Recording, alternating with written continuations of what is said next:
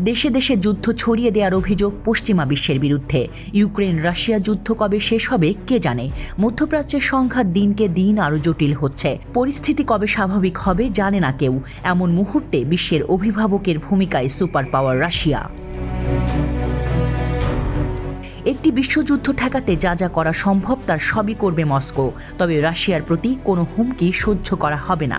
9 মে রাশিয়ার বিজয় দিবসের কুচকাওয়াজে দেওয়া ভাষণে প্রেসিডেন্ট ভ্লাদিমির পুতিন একথা বলেছেন। নাৎসি জার্মানির বিরুদ্ধে বিজয়ের 79তম বার্ষিকী উদযাপন করছে রাশিয়া।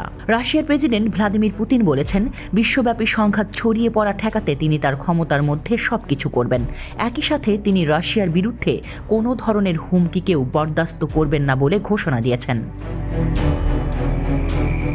পশ্চিমা দেশগুলো বিশ্বব্যাপী সংঘাতের ঝুঁকি সৃষ্টি করছে বলে অভিযোগ করেছেন রাশিয়ার প্রেসিডেন্ট ভ্লাদিমির পুতিন। তিনি বলেছেন, কাউকেই বিশ্বের বৃহত্তম পারমাণবিক শক্তিধর দেশকে হুমকি দিতে দেওয়া হবে না। দ্বিতীয় বিশ্বযুদ্ধে নাৎসি জার্মানির বিরুদ্ধে সোভিয়েত ইউনিয়ন বাহিনীর বিজয়ের বার্ষিকী উদযাপন অনুষ্ঠানে বৃহস্পতিবার পুতিন এই সতর্কবার্তা দেন। পশ্চিমাদের পৃষ্ঠপোষকতা সত্ত্বেও ইউক্রেন সেনাদের বিরুদ্ধে যুদ্ধক্ষেত্রে এগিয়ে চলেছেন রুশ সেনারা। এ পরিস্থিতিতে দেওয়া বক্তব্যে অহংকারী পশ্চিমা অভিজাতদের বিরুদ্ধে নাৎসি বাহিনীকে পরাজিত করার ক্ষেত্রে সোভিয়েত বাহিনীর ভূমিকা ভুলে যাওয়ার অভিযোগ করেছেন পুতিন। পাশাপাশি পশ্চিমারা আবার দুনিয়া জুড়ে সংঘাত ছড়িয়ে দেওয়ার উস্কানি দিচ্ছে বলে অভিযোগ করেছেন তিনি। 2022 সালে রুশ সেনাবাহিনীকে ইউক্রেনে পাঠিয়েছিলেন পুতিন। তখন থেকে এ যুদ্ধ এখনও চলছে।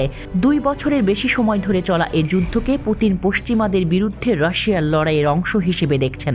তার মতে 1989 সালে বার্লিন দেয়াল পতনের পর এ ঘটনা রাশিয়াকে অবমাননার মুখে ফেলেছিল। তিনি বলেন, রাশিয়ার সামরিক বাহিনী সবসময়ই সতর্ক রয়েছে এবং দেশের সার্বভৌমত্ব রক্ষা করার জন্য প্রস্তুত। দ্বিতীয় বিশ্বযুদ্ধের শিক্ষা পশ্চিমা দেশগুলো ভুলে যেতে পারে, কিন্তু আমরা স্মরণে রেখেছি যে মস্কো ও লেনিনগ্রাদ সহ বিভিন্ন শহরের কাছে ভয়াবহ যুদ্ধের মধ্য দিয়ে বিশ্ব মানবতার ভাগ্য নির্ধারিত হয়েছিল। ইউক্রেন ও পশ্চিমারা পুতিনের বিরুদ্ধে সাম্রাজ্য বিস্তারের মতো ভূমি দখলের অভিযোগ করে আসছে। এই যুদ্ধে রাশিয়াকে পরাজিত করার অঙ্গীকার করেছে তারা।